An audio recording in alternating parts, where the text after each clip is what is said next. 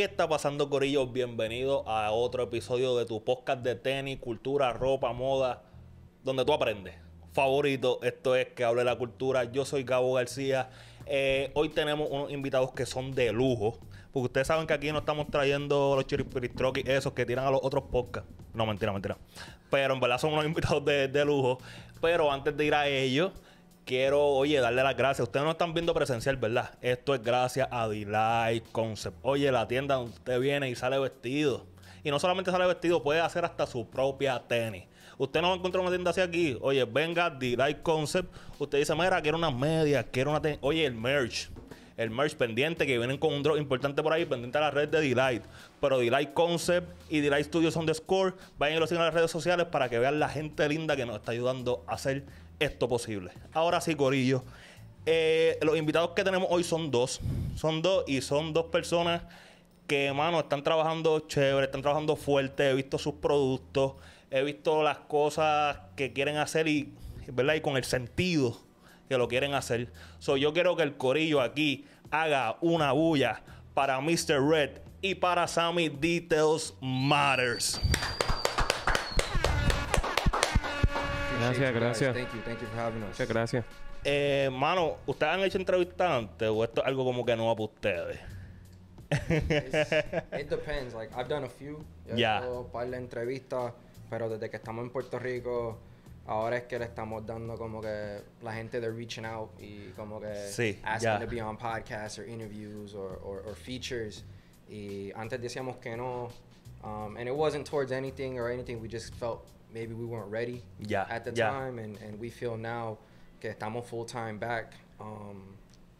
Decir la historia de nosotros, pues, como que es importante porque ya we're home based back from here, you know, somos de aquí, you know. Ok, vamos, quiero, ¿verdad?, hacer un pequeño resumen al corillo que quizás están viendo estas personas en pantalla o nos están escuchando y no saben quizás quiénes son. Esta gente tiene esta marca que se llama Detalles Matter, que están, ¿verdad?, basados online, pero a mi entender ustedes, ¿verdad?, como dice la marca, Details Matter, nos enfocamos en los detalles. Y antes de ir a la historia de cada uno, porque pienso que la historia de cada uno siempre influye en las cosas, en los proyectos que uno hace y cómo uno termina, ¿verdad?, haciéndolos. Pero antes de llegar a eso, quiero que me hablen más bien de lo que representa la marca. ¿Por qué los detalles importan? Yeah, so I'll kick it off. So the main focus of the brand isn't the clothing. So a lot of people think that we're just a clothing brand.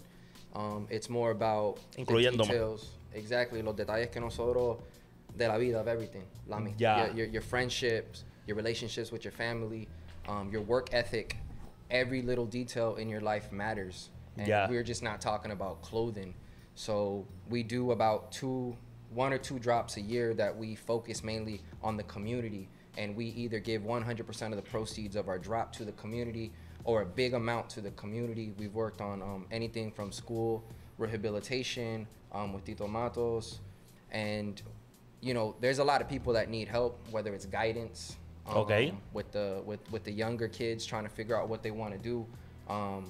We weren't the most path souls, but you know, we kind of found our way. And one thing that we always do mention is that we felt that if we would have had a little more mentorship at the younger stage, some decisions might have been easier to make.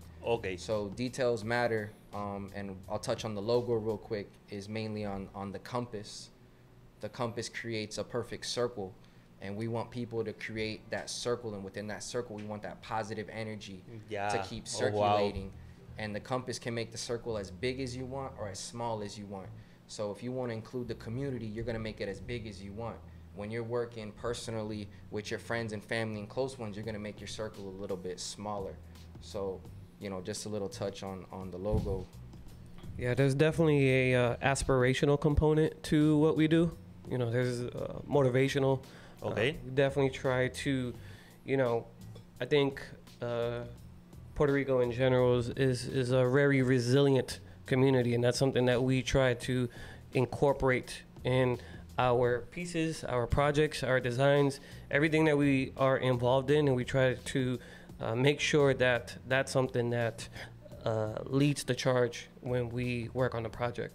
Ok, sí, que que no solamente es una marca de ropa, sino es como que crear este tipo de safe space en donde la persona se sienta cómodo, que no solamente sea ropa, que lo que necesite pueda ir a Details Matters y quizás vaya a encontrar la respuesta. O no tanto así.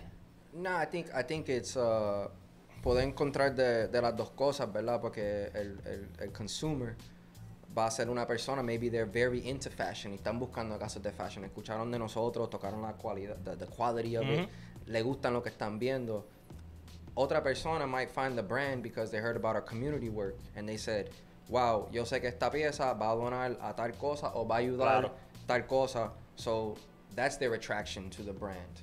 So, you know. Some people may do events because we do events as well. So just to give you a little bit of a background on my end, I came in initially on the music side. So that has a big component of it.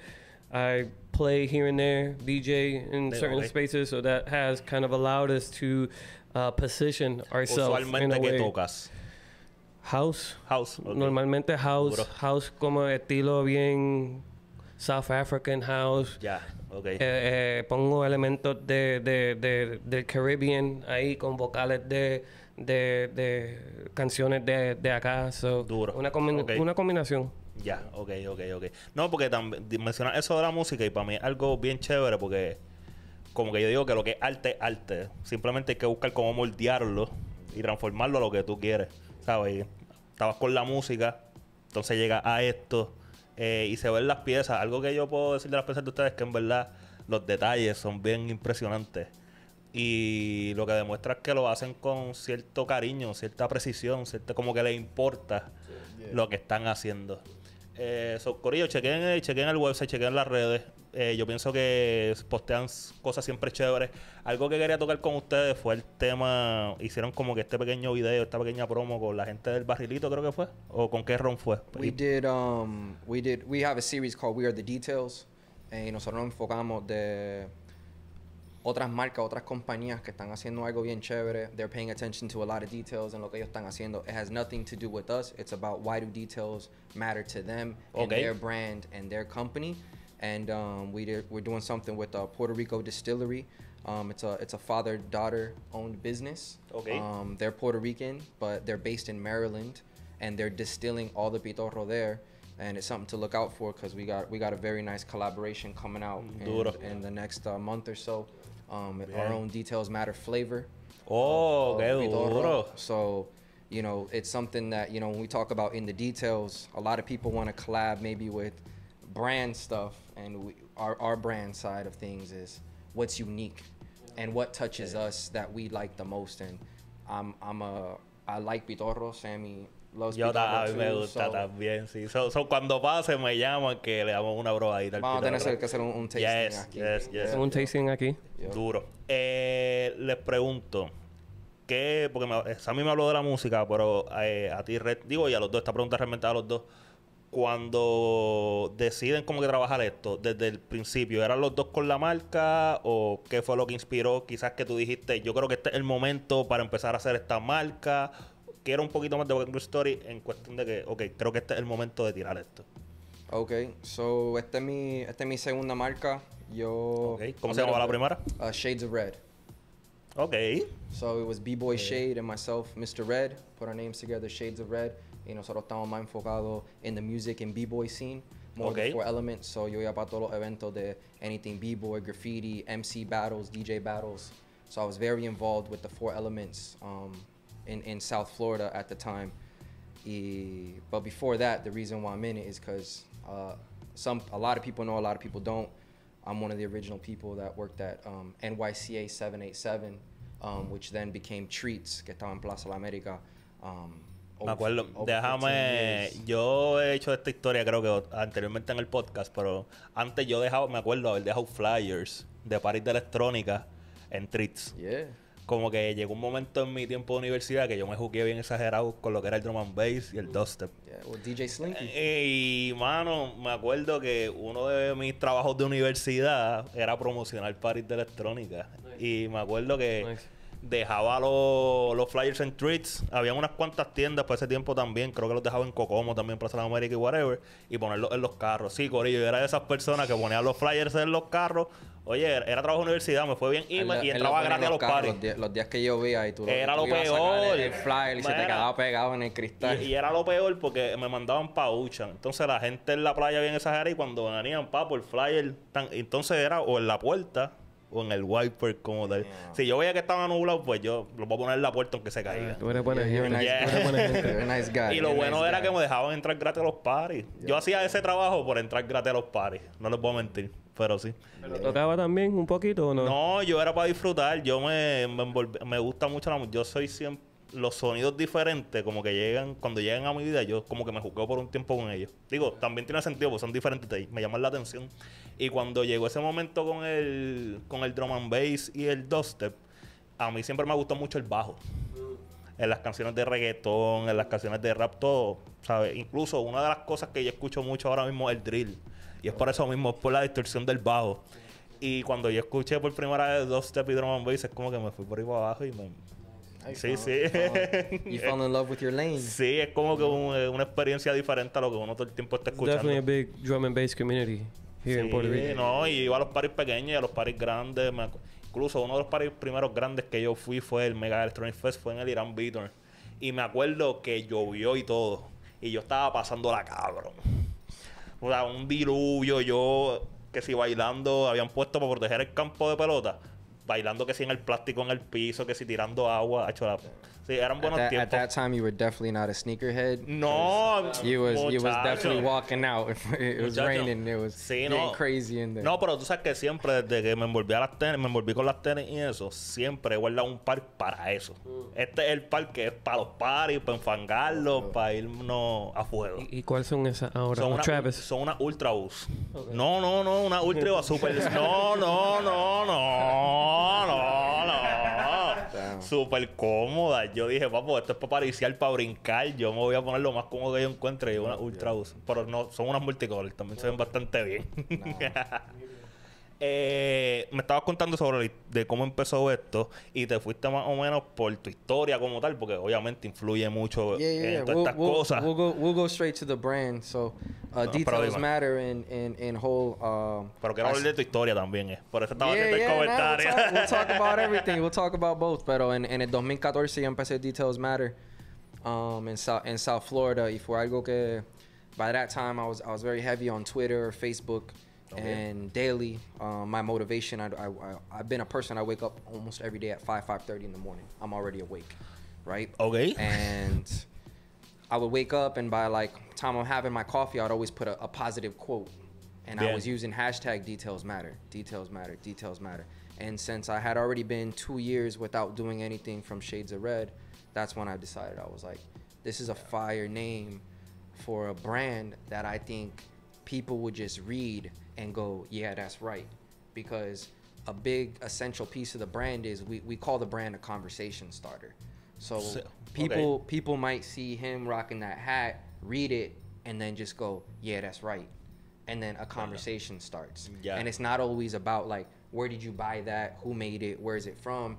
It's more like, yeah, details matter. Oh, yeah? What do you do? Oh, I do this. And then all of a sudden we're talking to people. So the brand has been a big conversation starter just by the name alone. So that's how I started it in 2014. And then around 2015, I did my first pop-up on Las Olas at the Archive. Okay. And I was lucky enough to have some of my closest friends there be at this event. And, you know, we did around like 250 pieces. And by the end of the night, salimos con casi nada. And then that's when it clicks. And it's like, yo, this has a bigger potential than maybe what we think. Pero como todo, estaba trabajando full time en otro sitio y pues nunca se pudo dar como que el cariño que la marca necesita. Cualquier persona que está haciendo los dos trabajando, no que no se puede, se puede trabajar. Pero con todo eso se va a descuidar algo. Exactly. So, en verdad llevamos desde 2014, pero yo lo digo y lo dice el equipo también. Este año is year one for us. Yeah, okay. So anything before this year, that's you know, with Alan and I, we talking about practice, right? We had this internal joke through text messages that we say, we were wearing warm-up suits all these years. Yeah. The warm-up suits are now off. It's game time. Yeah. So these past 6 months, we've done, that's why you've seen us press and pull forward. Also, too, con mi carrera y las compañías que yo he trabajado, I've been on NDAs, I've been on contracts donde yo no puedo trabajar en mi marca y también trabajar para otros brands. But that's okay, because cada trabajo que yo tuve fue un stepping stone para yo aprender algo, just to keep sharpening my tools. And, you know, same with Sammy, and same with a third gentleman that's on the brand as well, Brandon. And that's what it was. So 2014, okay. But this is year one. Es chévere que lo vean así. Pienso que es bastante chévere porque todo el mundo quiere salir y que el producto que ellos saquen sea lo mejor. Y yo pienso que eso es un poquito complicado sin tú estar practicando, sin estar dedicándole poco a poco el tiempo que se dedica a lo que tú quieres llevar a algo a lo mejor. Porque yo pienso que uno también como marca, digo, y si ustedes tienen marcas que no piensan así, me perdonan. Pero a última instancia uno lo que quiere llevar es la mejor experiencia al consumidor. Y eso va a llevar tiempo y perfecciones y cambiar detalles. Mano, para mí eso que tú me cuentas es exagerado, de que, mira, en verdad es poco a poco. Pero ahora nos sentimos que estamos ready para que brindarle la mejor experiencia al consumidor de nosotros. Sammy, iba a decir algo y te interrumpí, perdón. Ahorita iba a decir algo, ¿no? No. I'm agreeing with you. Yeah. I was, you know, in terms of the story itself, you know, Red and I have been pretty close for several years. We knew each other in school and continued on that friendship as we moved. ¿Se conocen como cuánto tiempo? Mucho tiempo. Desde 2002, 2003. Oh, wow. Vamos para 20 años más o menos. Ya. Y cuando terminamos la escuela aquí, yo me mudé para Fort Lauderdale y Red también. So we coincidentally, without really planning it, knew, you know, we knew each other there, and we connected over there. And there was always this, you know, kind of appreciation for what each one does from afar, right? Okay. You know, definitely was a big supporter of Shades of Red in the early days. I would go to many events. He would go to, you know, my events whenever I would throw like a gig or a party or something like that. He definitely made sure that he set some time to go. Once Details Matter started, you know, I remember being in his living room in the early days. You know, the concept hasn't really been formulated yet, and just kind of brainstorming on what it could be. Right, and even from the beginning, in its initial stage, it was always, you know, that conversation starter component, and how can we grow this to touch on various different components, various different industries that don't only reside in the clothing space. That was something from the beginning that we wanted to make sure that, you know, at some point we would get to.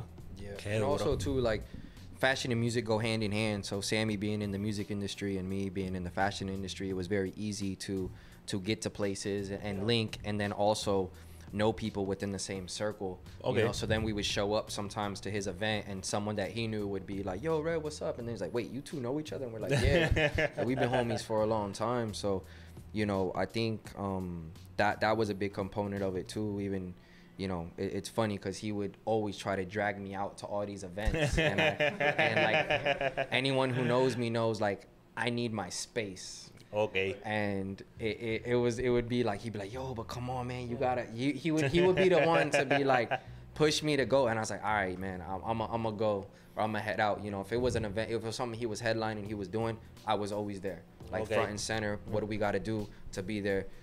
But he was in the mix, man. Like this dude was like, "Yo, it's Virgil and Matthew Williams, and they're going in. It's crazy. It's like early days of Basel, right?" And he's like, we gotta go. Like this, like, you know, because when you're in the fashion world, I think, especially at our age, you know, like I'm 35, I'll be 36 in October, and for our time, watching brands come up, right? If it's like a Rocawear, a Sean John, Fubu, whatever it may be, it was always that, you know, there was no influencer stage on Instagram or on social media, right? It was like you seeing the artist and trying to get the clothing to them. I remember it was the Pharrell was at Yo, we waited like 8 hours para entregarle una pieza. to try to catch Pharrell outside. Exacto.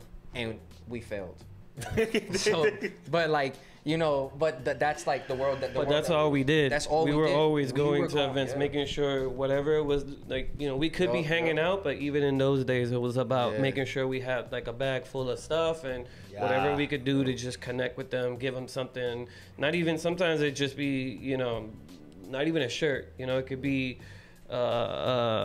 just the opportunity to connect with them in some way and get some sort of insight was kind of our main mission every time we went out during those days. And a big one of it too, sometimes when we'd run into these people that we admired or we felt that were in the stage of mentor, it was a simple thank you. Yo, thank you for what you do. You really inspire me, and you're really pushing me to want to do better in what I want to do. And believe it or not, some of these artists and people were really taken back by it, and they were like, wow, this dude doesn't want a picture or an autograph. Like, they really, all they said was like, thank you, and got away. So, you know, that was a part of it too, but he was definitely the component of ayudó bastante a la marca el hecho de que ustedes estaban en Florida, el hecho de que ustedes estaban como que, me imagino que cerca de una ciudad grande para ir a esto, me imagino que estaban cerca de Miami para poder ir a estos eventos. Ayudó bastante a la marca estar ustedes posicionados como que en ese momento allá. So it's hit or miss, right? Because como dije anteriormente, estaba trabajando full time. So habían los eventos que se podían ir, habían los eventos que no se podía ir. Yo hacía para ese tiempo like trunk show kind of things where where people estaban vendiendo en las mesas, kind of like what you see at trade shows now. Pero el enfoque de nosotros era montar booths que parecían tiendas, boutiques. No tener una mesa con un mantel. That wasn't it. Like, we were building like full like shows, like showrooms, and that's where we're moving the brand. Y en verdad, we had a good following. South Florida, a lot of love for South Florida. A lot of our friends that we had out there are pursuing their dreams and really pushed us to keep on with the brand as well. But yeah, man, a lot of love for South Florida, man. I lived there 13 years. I would say that 13 años son un montón. yeah. I would say that if what really stood out about being there is maybe we weren't doing as much or were well known during those times in that area. You know, obviously we're still learning. But what I will say about being over there is that it showed us what was possible, right? Having that proximity, being so close to all of these, you know, things and people and places that inspire us, motivated us to do even more, right? Like it was a fuel almost, like seeing these people and, okay, if that person is doing this, then we can do whatever, right? So it was definitely something that kind of showed us what was actually possible, right? To sometimes these dreams can feel a little bit, you know, overwhelming, and I think the proximity definitely helped us, you know, keep going.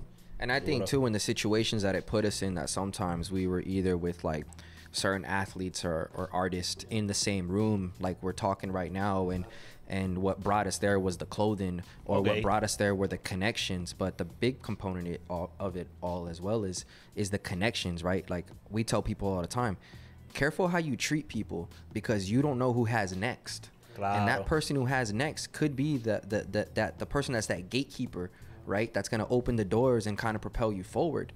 You know, people want to walk around like, I'm the whatever. And it's, and to be honest, like, it could all be taken away from you in a blink of an eye. So people that we had conversations with, worked with, you know, whatever it was during that time, we're doing business with them now, right? And you're talking about like 15, 16 years later, that these people are like, oh, you dudes are still rocking with this? Yo, Sammy, you still doing music? Yo, Redd, you still designing? Yo, I need to throw an event. I need some merch. I need that. There's a lot of stuff that we don't even show in our profile that we work on.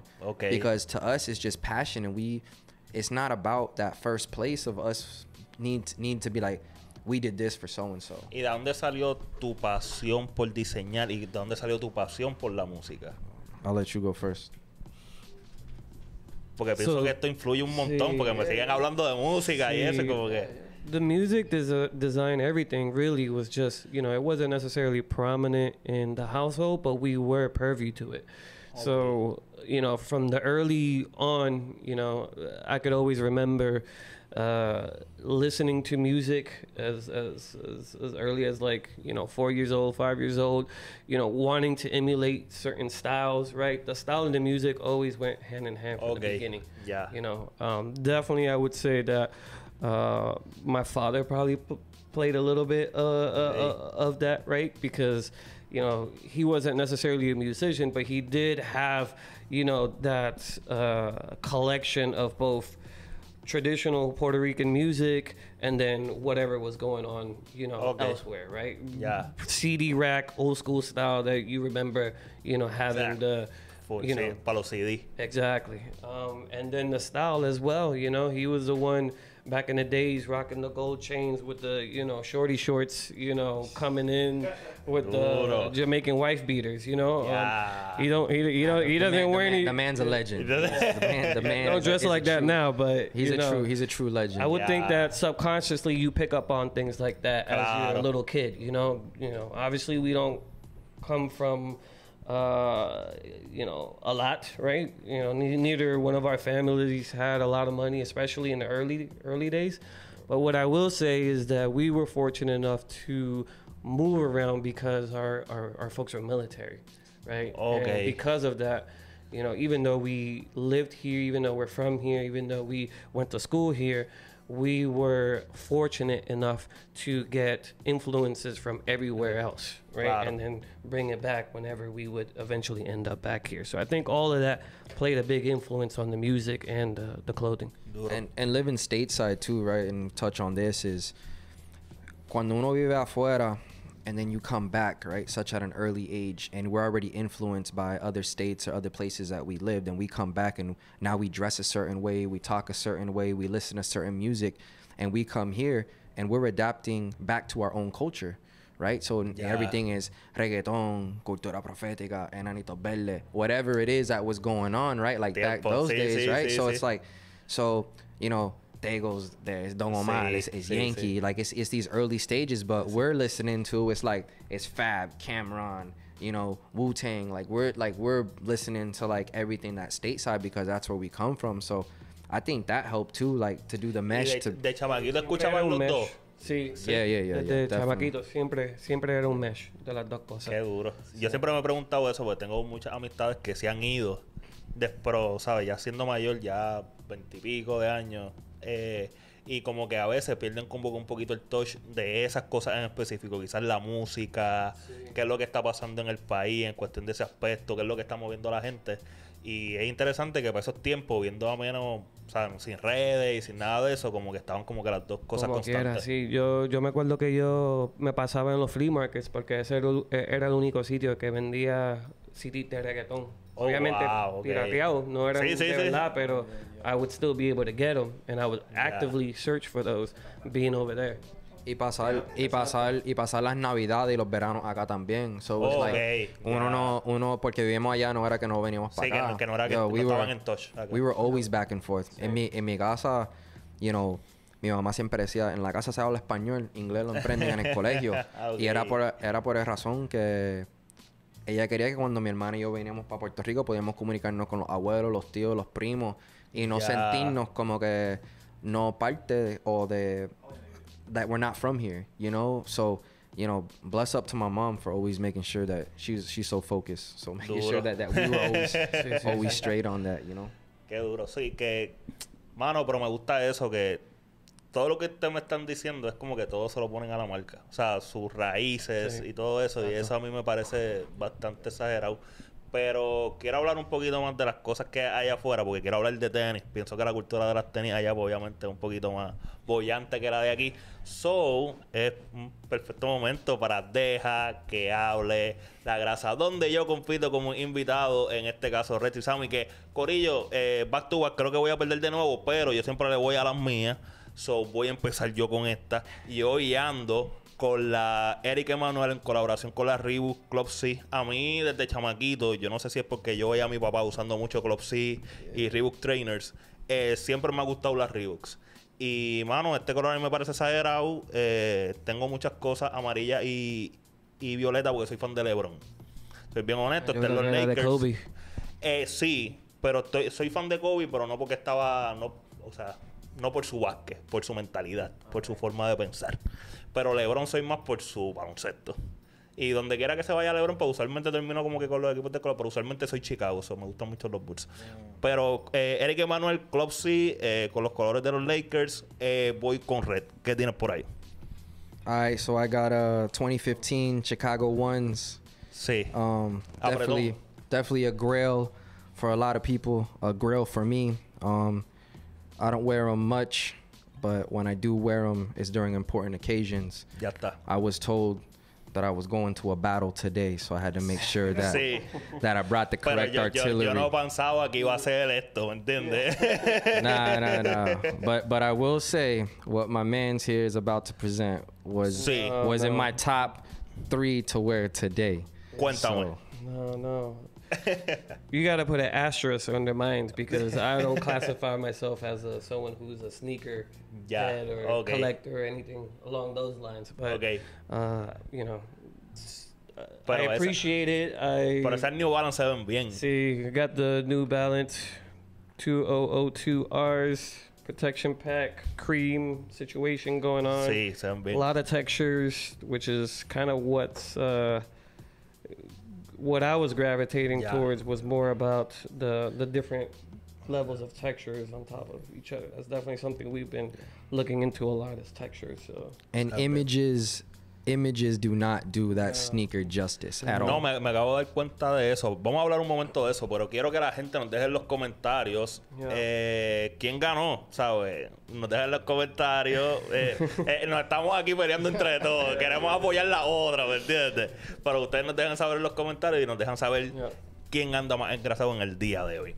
¿Sabes qué? Antes de comenzar a grabar, Edwin me estaba enseñando ese mismo par, pero el gris. Y el gris se ve súper exagerado, pero no había visto el blanco y de repente tú entras con el blanco por la puerta y yo, no, el blanco, ese crema, como que... O sea, ese pack completo está bufiado. A las negras no me gustan tanto, pero lo que es la gris y la crema se ven bien. You gotta see the black in person. No la he visto en persona. Because I'll bring it to you. Because the black isn't a black, it's like a charcoal. Okay. And as it starts to get distressed, because on the side it has this crazy nubuck to it, it's like coming off. It looks insane, and the whole bottom sole of it is all distressed too. They did a great job with the shoe. I like all 3 colorways. I wasn't able to get the sea salt, but at least Sammy was able to get it. Pero están bien lindas. En verdad, los tres. Yo pienso que los tres estamos con buenos tenis en el día de hoy. Oh, for sure. It's a tie. I say it's a tie. We're going from here to a drum and bass. We're going from here to a drum and bass party to jump in the mud. Mano, y así mismo yo iba en corto, media larga y por ahí mismo nos íbamos. He was comfortable. Yes. Corillo, quiero hablar con ustedes también el aspecto de la cultura de las tenis. Yo con este podcast, pues, una de las razones que me motivó a hacerlo es que, ¿verdad?, que la gente estuviese más aware y los que conocen, que pudieran disfrutar de un contenido que ellos conocen de la misma calidad de amistades que posiblemente tienen y tener estas conversaciones. Pero yo siento que en Estados Unidos es totalmente diferente y que nosotros queremos aspirar a tener una cultura quizás tan fuerte y con tanta historia como la de ella. Hay que pasar, ¿verdad?, por muchas cosas, pero quiero que me den su punto de vista sobre ustedes que, por ejemplo, duraron 13 años viviendo en Florida, una ciudad bastante grande. ¿Cómo es la vuelta por allá? Y sé que tienen muchas historias de tenis, especialmente tú, Red. So, ilústrenme. Cualquiera de los dos puede empezar. I think the sneaker culture everywhere develops through its own taste of fashion and style, right? Okay. So every city might have its own flavor of sneaker that they gravitate to, you know, even if it's just the Air Force or it's the New Balance. Like New Balance is big in like DC in the DC area. So you go anywhere else, like when I was living in Vegas, people weren't like, oh, he's wearing New Balance, like that's dope. ¿Qué usaban en Las Vegas? Just, you know, just the ones, anything Jordan 1, lows, highs, and also too, Vegas is a city where a lot of people aren't from there. There are a lot of visiting and stuff like that. So, you know, but you go to New York and you get a lot of Air Forces. You're getting a lot of you know, the uptown, you know, is what they call it, and they just wear a little bit of everything. So I think it all depends where you're at. Okay. Right. So I feel like in the early days of Puerto Rico, the skate and surf culture really dominated what the sneaker use was. ¿Verdad? Right. No lo había pensado. So if you think about it, for all the younger viewers, they're probably like, yeah, nah, no one's wearing skate shoes, right? But back in the day when we were in high school, a lot of etnies. Nike SB wasn't even like popping like that. It wasn't big. So I definitely want to say with that, it's not that being stateside, you're influenced more of the sneaker culture. You're definitely more influenced by what is going on in that city and state. Yeah. And what shoes. Also, too, the economy has a lot to do with it, right? Like what's affordable to him might not be affordable to them. Yeah. To get it. We would get a lot of sneakers here in Puerto Rico on base, right? So La Base tenía los releases. They had the Jordan releases. Yo creo que todavía como que les llegan. Yeah. So es un beneficio al tiempo.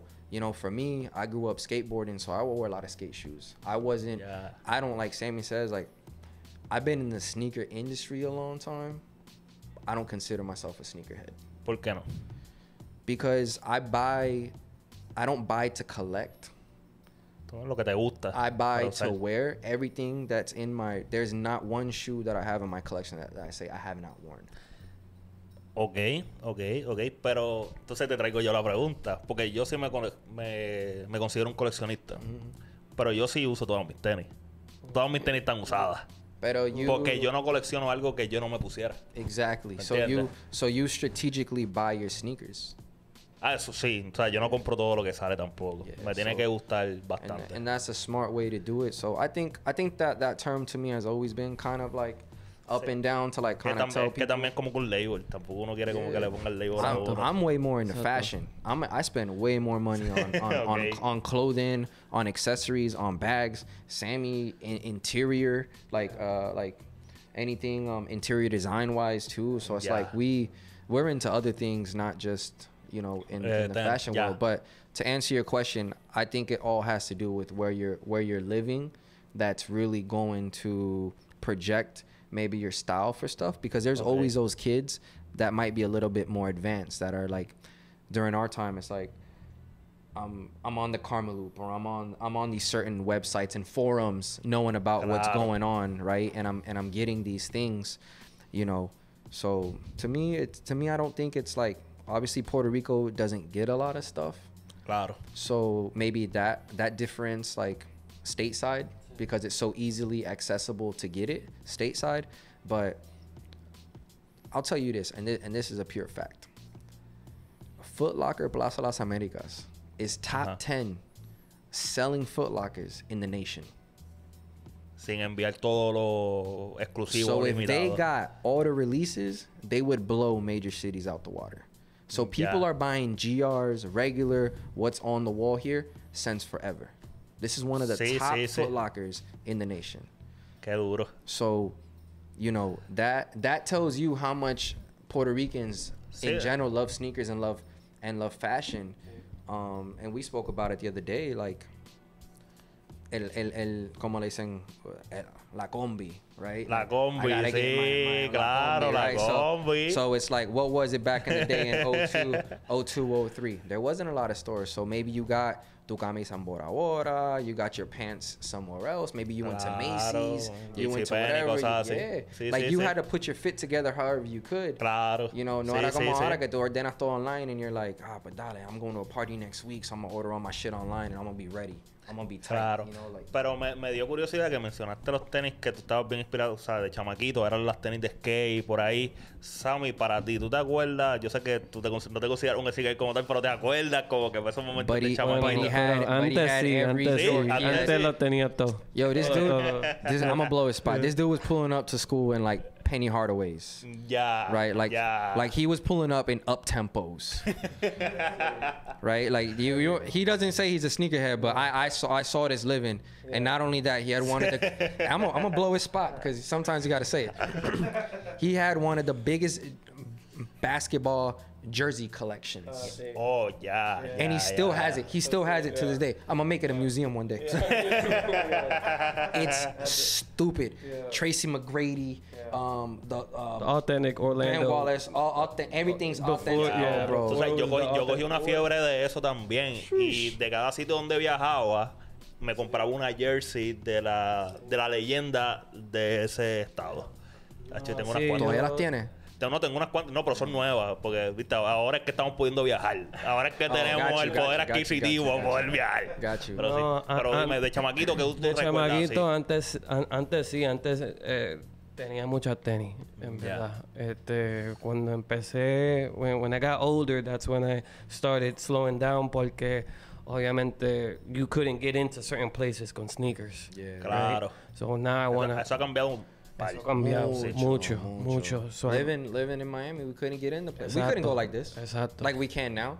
Yo, you need a button down. You're like, man, fuck you and your dress code. You know, my bad. Excuse my French. I don't know if I can curse on your show. No, puedes hacer lo que tú quieras. But I meant that with a lot of passion. Like that's something that I don't vibe with. Pero perdón, Sammy, que te estamos interrumpiendo. No. Me gusta, man. I like it.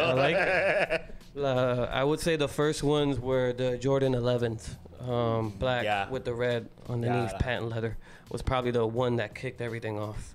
Okay. Everybody had them. The whole family had them. My mom had them.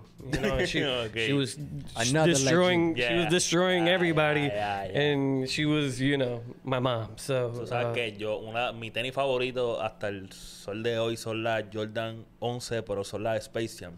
Pero era porque de chamaquito yo veía Space Jam en repeat. Exacto. Yo me podía sentar a ver Space Jam, me acuerdo, la tenía en un VHS y era pirateada, era grabada. Yo no sé dónde la habían grabado, en verdad. Y la veía, yo veía 3-4 veces y Jordan también usaba las Retro 9 Space Jam en ese momento, las blancas y negras, ¿verdad? Pero siempre era como que ese icy bottom que tenían las Jordan 11 y yo, mano, esa tenis está guapa. Y hasta ahí, por lo menos en el 2016, que creo que volvieron a salir, fue que las pude comprar con el 45 atrás. Pero esa tenis. Bueno, él dijo lo de Buchanan cuando yo vivía aquí, cuando estaba en la high. Sí. Yo trabajaba en Buchanan. So, lo que pasaba era, las tenis llegaban como 2 semanas antes y nadie sabía qué eran. Y yo iba atrás, cogía la caja. Ellos chequeaban, pero no sabían obviamente qué son. As long as I was paying for them, they were cool with it. So I would show up not only with the new one, but it hasn't even released yet, right? So viste Sammy con los early pairs antes de que fuera cool tener early pairs. the super backdoor on Buchanan. I didn't, man. You know what's funny? I didn't own my first pair of Jordans till like 2017. Sí. Yo también. 2015 fue mi primer par. Cuando pude comprarla. 2017 some Shadow ones. Mi primera Jordan fueron Red Ones. Yeah, that's a good pair. Yeah. I don't know, man. In my household, it wasn't. I was always into cars and stuff like that. So my money wasn't going to sneakers. My money was going to like the sound system, rims. Like. Pues yo usaba de chamaquito. Yo siempre he jugado baloncesto y mis papás, obviamente, pues era una tenis para todo el año. Esa es la que había. So intentaba siempre buscar una tenis de baloncesto que me durara todo el año porque era lo que jugaba. Y de chamaquito eso era lo que mis papás me podían comprar. Obviamente tenían otras. Siempre fui fan de las Pumas Clyde. Tenía unas cuantas porque también eran baratas. Pero no fue hasta que yo comencé a trabajar full que yo me pude comprar mi propio Jordan. ¿Me entiendes? So, ese par yo lo cuido mucho y como que representa un montón.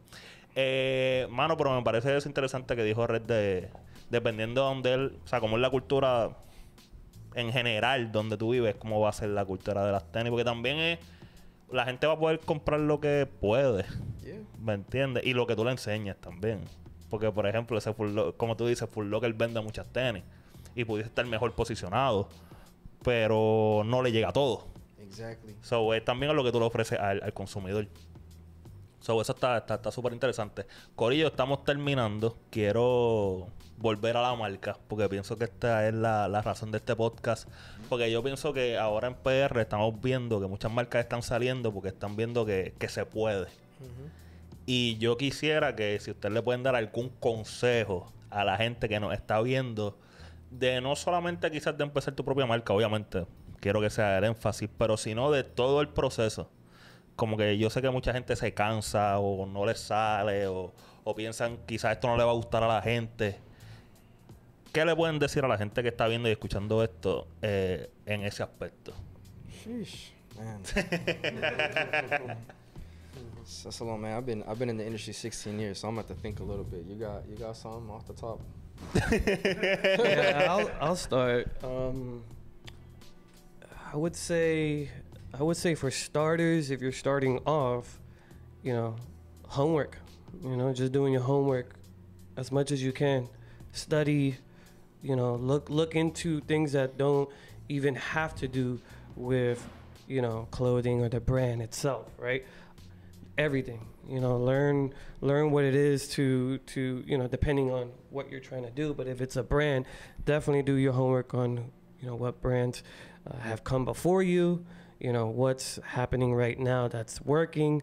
You know, try to be honest as possible for the reasons why you're doing what you're doing, right? I think honesty is a big component, and you know, sometimes we get sidetracked with maybe some of the flashy components of what this potentially could be.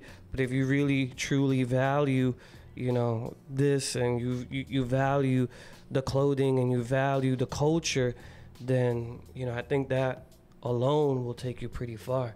You know, it's just a matter of being resilient, working hard, doing your homework, and I would say most importantly, treating everybody with respect, and always, you know, being nice to people. Like that's a real underrated thing for people to do, is just be, you know, honest and friendly with their colleagues. You know, like Red was mentioning, you know, before, sometimes, you know, we look at the top and we try to reach those individuals, but it's the people next to us that really are the ones that get us to that point. So sometimes the way up isn't necessarily looking up, it's looking to your left and to your right. So Yeah.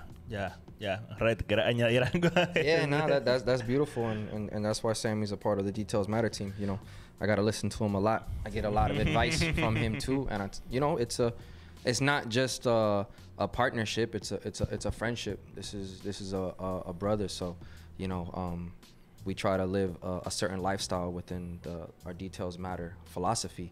But I would definitely say for those people coming up, you know, with all these brands, you know, don't design just to design. Okay. Because then there's no meaning behind it. You don't have, also too, man, like, ride in your lane. Put your blinders on. Don't worry about everyone else around you. This isn't a competition. You're only competing against yourself. Help others too. I think people get so closed-minded and so closed into, this is what I'm doing, and I'm the only one that knows how to do this, or nah, man. Share the knowledge. If you don't share the knowledge, you can't educate, and you can't learn more, because then people are gonna look at you like, oh, that dude's closed-minded. He's not willing to help. And that's why I spoke on earlier about the mentorship, that it's important to mentor each other. And it's not that I'm meeting with you once a week to get mentored. It's that someone comes to me with a question. I get them a lot on my Instagram. Hey, man, can you help me out? I'm trying to start up with this brand, whatever. And I say, yo, prepare 5 questions that you need to ask me. Send them to me. I'll set up some time and we'll link, or I'll answer back through here. Right? That's consulting. At the end of the day, most people would charge you for that. I'm not trying to charge you for that. I'm trying to help you advance to the next level, because I want to see you win as well. We're not competing against nobody. We have set personal goals is a big one. Stick to your goals, small goals and big goals. Timelines, right? Not only give yourself a goal, give yourself a timeline on that goal. I want to reach this. All right, I think that's feasible in 6 months. Write that goal down. If you don't write it down, you're just talking to yourself. You're just dreaming at this point. So what did we do? We did a capsule called Dreamers versus Doer. You got to dream it up, but then you got to do so you can execute. Claro.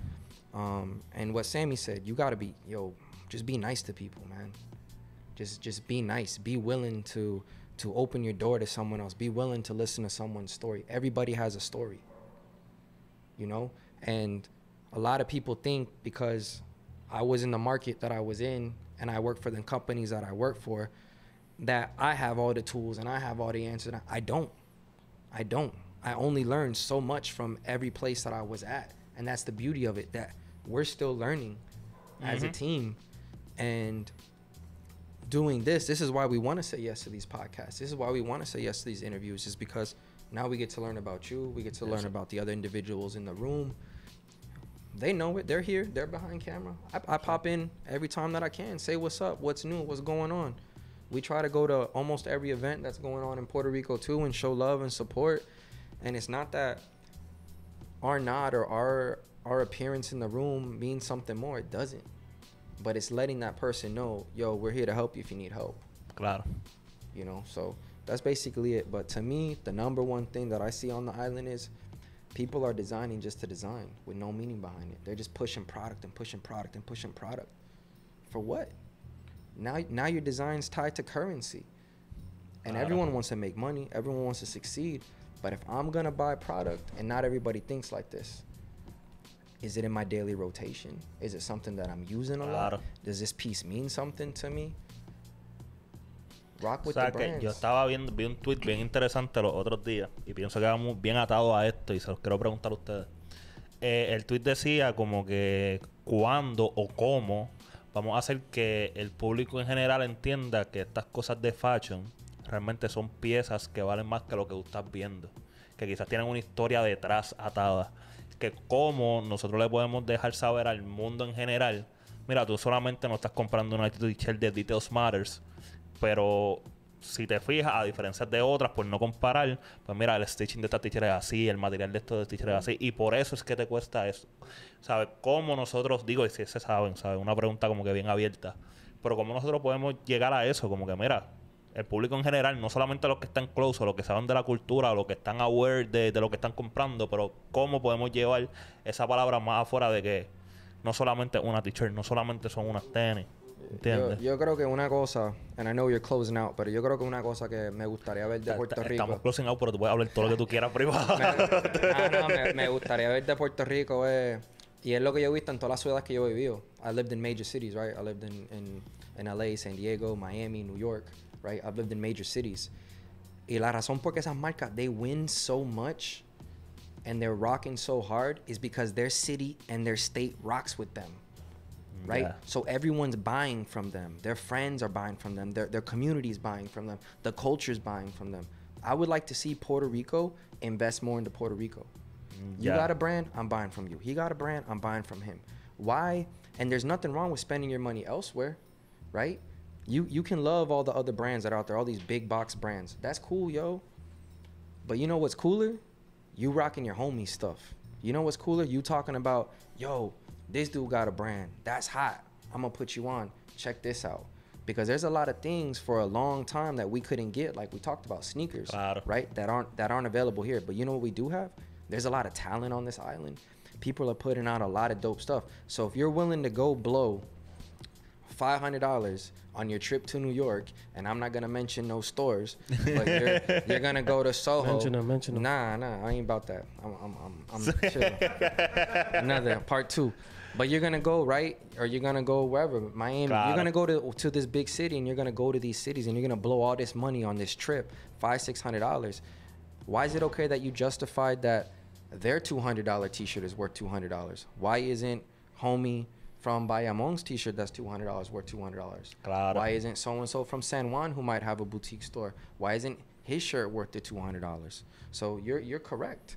People need maybe to be educated on, hey, this is the fabric, this is the time that was spent, you know, to justify the price on it. Claro. Pero, bro, as Puerto Ricans, we're big consumers, and we're so quick to look on the outside of our circle than look at the inside of our circle. And that's something that us as a brand, we want to change that perspective and people to start looking within. We rock and we go to events and we buy. Yo, we go to all female collective shows, and we go to buy pottery, jewelry, leather goods. Why? Because these are people who are investing a lot of money are not a lot of money, a lot of time, and beating on their craft and putting out good product. The stuff's not cheap, but you know what I like? When I see it at my crib and it looks nice, and my planter's made of full concrete, and my plants look beautiful and they look healthy. Why? Because that piece was made with love, and that transfers into that plant. So instead of next time, I'm telling y'all, instead of next time going on vacation and blowing all your money elsewhere, spend some of that money here, because that's going to help the economy here, and that's going to help people build here and come up with more stores. And that's the reason why we came back. I've been back for what, 6-7 months now. I've been away for 16 years. Y Sammy, tú también. Yeah, lo mismo. Wow. ¿Y qué lo hizo viral? Y the same thing. We left around the same time. ¿Y qué le hizo viral? ¿Lo hizo viral trabajar en este proyecto o fueron otras cosas más? No, en verdad fue el proyecto. Fue como que para mí, personalmente, fue como que yo he dado muchos años a otras compañías y otra gente que I'm super grateful for. I got to work with some of the best in the industry. I got to rub shoulders with some of the best designers, business owners, everything, and I'm super grateful for it. I also got to climb a ladder. I worked at a dry cleaners in college. Yeah. And I've been anywhere from a store director at some of the biggest retails that are out there. So coming back here was more to focus on us and our brand. And now instead of us giving our time to someone else, we need to give time to ourselves. You know, and to add to that, I think a big piece, you know, like Redd said earlier, we moved after we finished school, but we were always coming back, right? And each time we would come back, you know, we would be influenced by what we see here, right? That made its way to the clothing. So a lot of the pieces, even when we were living outside of Puerto Rico, they included a lot of elements from Puerto Rico. So I think it made sense for us to eventually make it to the place that inspired us, right? If this place is inspiring us so much, you know, how can we get back to it? Obviously, it wasn't as easy given that we had, you know, other commitments that we had to, you know, make sure that everything was done properly, well, got everything in order. This move over here was, you know, pre-pandemic. This was planned even before that, right? We were always having this discussion. By this time, we want to be here. By this time, we want to be here. By this time, 2021, we need to be in Puerto Rico. Importante el timeline que mencionaba ahorita. The timeline.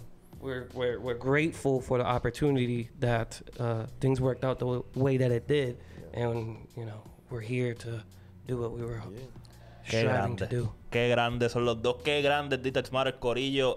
Quiero darle las gracias por su tiempo. Para mí vale un montón porque pienso que estas son las historias que la gente tiene que escuchar para que se motiva y que sientan que se puede. ¿Me entiendes? Y que aprendemos. Yo acabo de aprender un montón aquí. Le agradezco mucho por su tiempo. Redes sociales, lo que quieran anunciar. Este es el momento. El micrófono de ustedes. Yeah. I think first off, we want to say thank you to you and your team for having us in the building.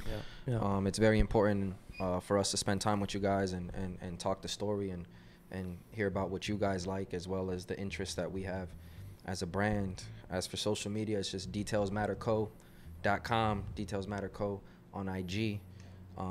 Sammy goes by Cool Cave. Yes, Cool Cave. I go by Mr.Redd. But besides that, like we said, reach out to us if you have any questions.